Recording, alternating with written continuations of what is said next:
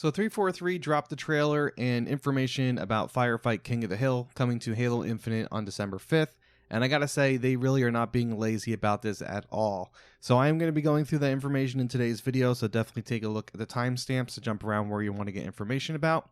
But real quick, for those who don't know what Firefight is, it's essentially a wave-based mode where you take on enemies and each wave gets a bit harder, and you play until basically everyone on your fire team is dead. So it's just endless waves, essentially. So let's talk about the details that 343 dropped today.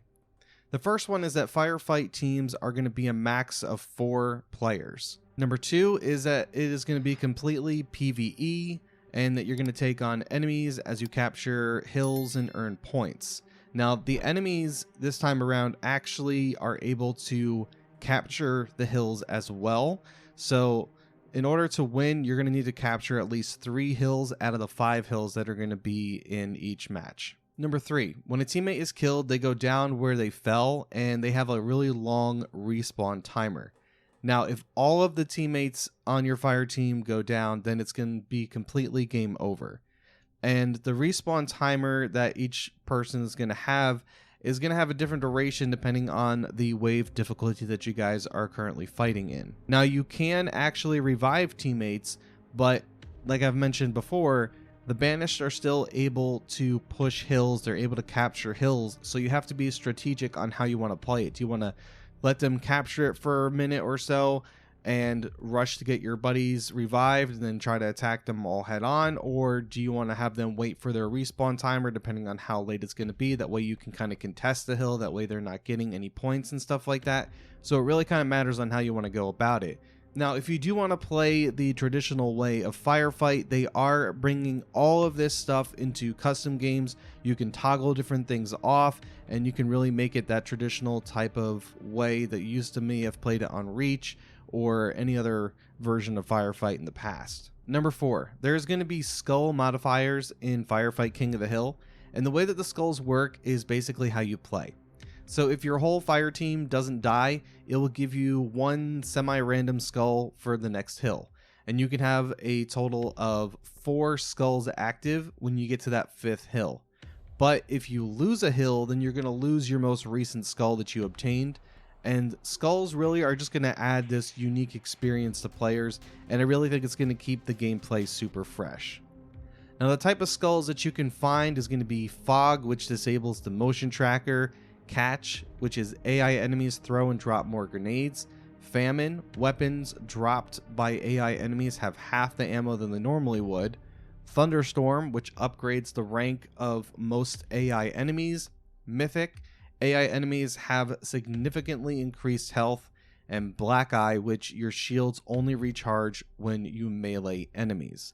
Now, this is kind of rare to happen, but you might start the first wave of the firefight with a skull already active.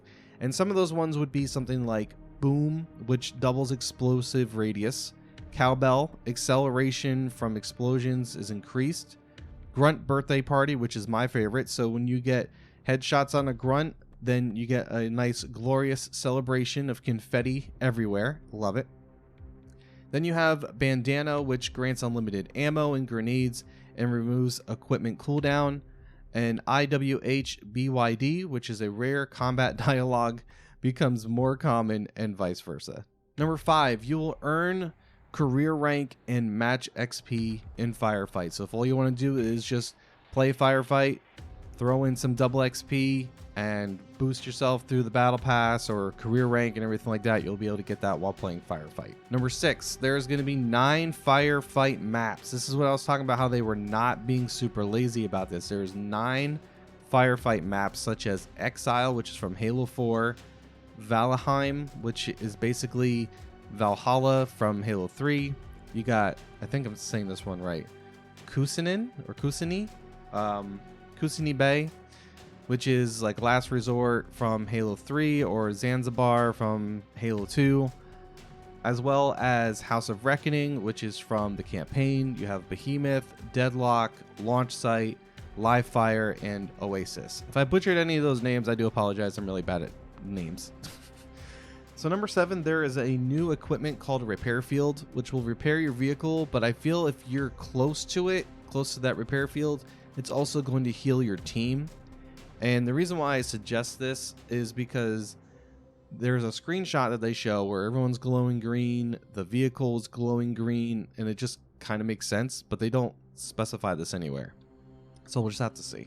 But I do wonder if this repair field is going to go into other modes like Big Team Battle, for instance. And the last one is number 8, which is they are adding in these like boss waves. Now I don't know exactly how many waves of regular enemies you're going to be going through. Let's say it's like 5 waves and then you get a boss wave.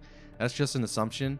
But let's say it's something like that. You get a boss wave, you defeat that, and then it kind of like starts the whole thing all over again.